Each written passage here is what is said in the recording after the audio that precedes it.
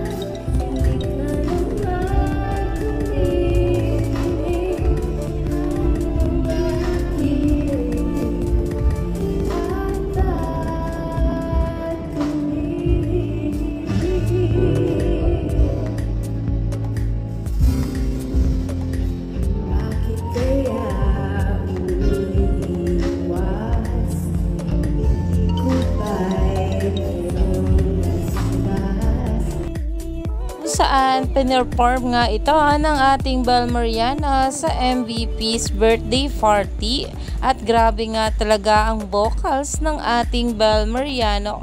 Kaya naman umani pa nga ito ng maraming komento na ayon nga guys dito, she's not just a singer, she's a storyteller.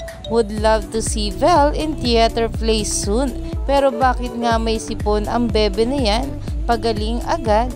Kaya naman stay tuned lang tayo for more update kila Donnie at Bel sa mga susunod pa na ayuda.